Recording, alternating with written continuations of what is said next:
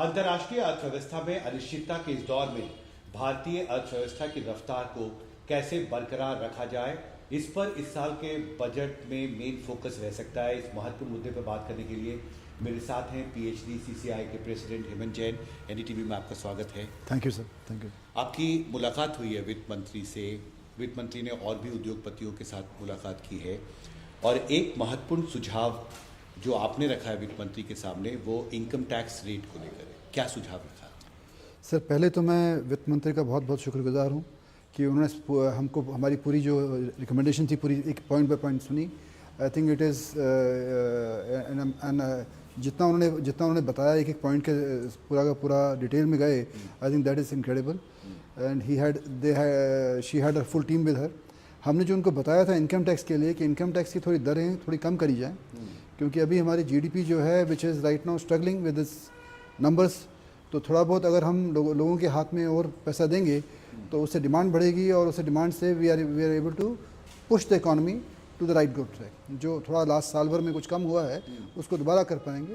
दूसरा, public investment के अंदर कि जो पब्लिक जो इन्वेस्टमेंट्स इंफ्रास्ट्रक्चर इन्वेस्टमेंट्स होती हैं उसमें जो है उसमें थोड़ी बढ़ोतरी करी जाए, ताकि जो जैसे हम इंफ्रास्ट्रक्चर में इन्वेस्टमेंट करते हैं तो वेरियस इंडस्ट्रीज़ को एक बूस्ट मिलता है पूरा का पूरा। तो ये गवर्नमेंट स्पेंडिंग का गवर्नमेंट करें तो आई थिंक दोनों से अगर ये दोनों बजट में लेके आएँ तो there should be a positive effect on the growth of the GDP. पिछले कुछ साल से इसकी बहुत चर्चा भी रही है, डिमांड भी मिडिल क्लास की तरफ से समय समय पर उठती रही है कि पिछले कुछ साल से टैक्स रेट में बदलाव नहीं किया गया। आपने कहा हमने बदलाव का सुझाव रखा है, कितना बड़ा बदलाव ज़रूरी होगा? मतलब कोई स्पेसिफिक आपने सजेशन रखा है वित्त मंत्री? हमने बोला कि टैक्स रेट जो है जो स्पेशली जो मिडिल क्लास हैं उनके लिए थोड़ा टैक्स रेट में थोड़ा सा उनको रिलीफ दिया जाए। एग्जैक्ट नंबर्स जो है हमने वित्त मंत्री को दिए हैं पूरे के पूरे, और वित्त मंत्री was also positive about it. तो लेट्स होप, बट उनकी भी कुछ सीमाएं हैं, क्योंकि एक बैलेंसिंग एक्ट करना पड़ता है डेफिसिट को लेके और टैक्सेशन को लेके। हर मंत्री चाहता ज़्यादा देने का, बट उनके भी एक लिमिटेशन है। तो I think they are trying to see balancing act कैसे करके how they are able to implement that. आपके सुझाव में क्या टैक्स एग्जेम्पशन लिमिट को बढ़ाना भी एक टैक्स एग्जेम्पशन लिमिट पे भी है और कुछ रिडक्शन ऑफ टैक्स भी बोला। रिडक्शन ऑफ टैक्स भी है।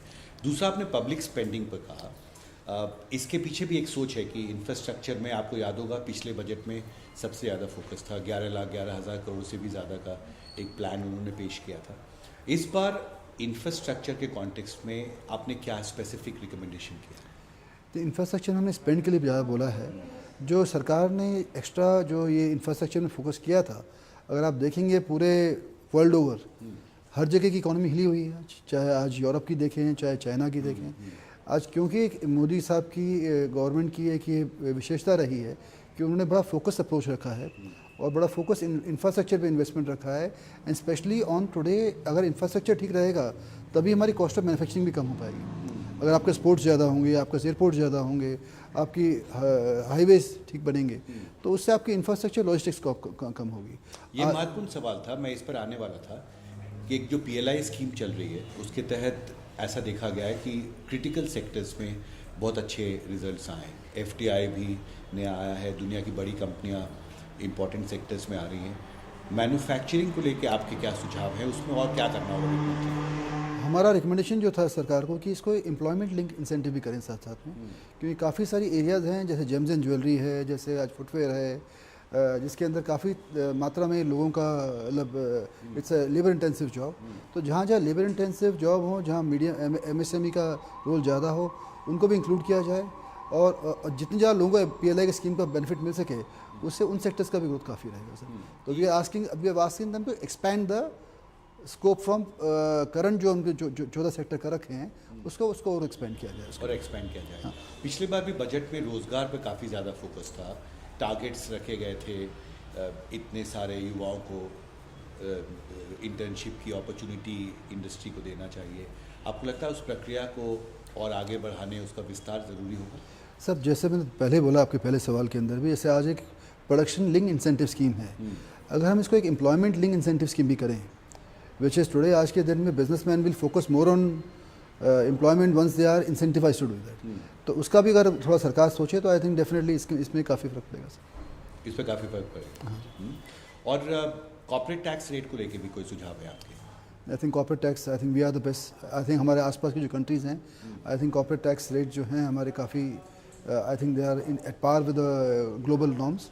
तो कॉर्पोरेट टैक्स नॉर्म में हमारा उनसे सुझाव खाली इतना था कि इसको मेंटेन रखें.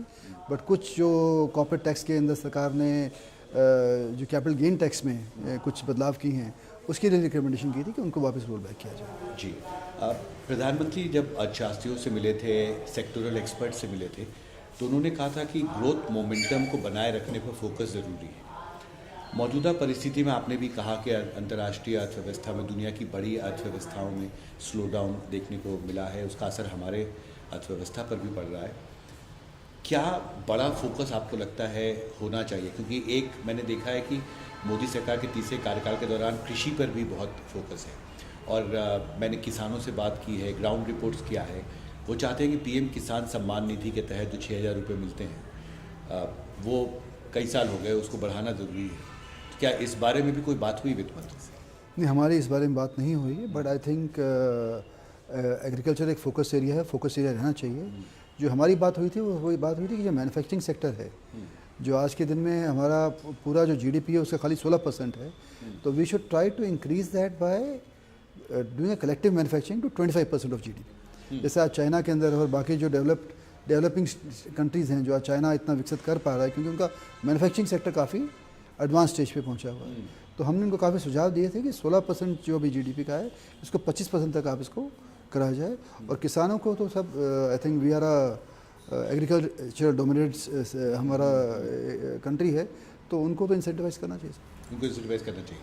ग्रामीण अर्थव्यवस्था में आपको लगता है कि डिमांड बढ़ाने के लिए ये एक विकल्प हो सकता है, प्रधानमंत्री किसान सम्मान निधि? आई थिंक ये विकल्प भी हो सकता है. इसके साथ साथ के अंदर अगर हम बात करें कि आज नई टेक्नोलॉजी का, कि आज एक तो हुआ कि आपने उनको कुछ आपने इंसेंटिवाइज कर दिया, दूसरा नई टेक्नोलॉजीज का भी अगर हम यूज़ करें तो हमारा जो पर एकड़ जो हमारा जो उत्पादन है उसको बढ़ाने की भी जरूरत है सर. आपने एनडीटीवी से बात की, इसके लिए आपका बहुत बहुत शुक्रिया. बहुत बहुत धन्यवाद. दिल्ली से मेरे कैमरे सहयोगी कानन पात्रा के साथ हिमांशु शेखर, एनडीटीवी इंडिया.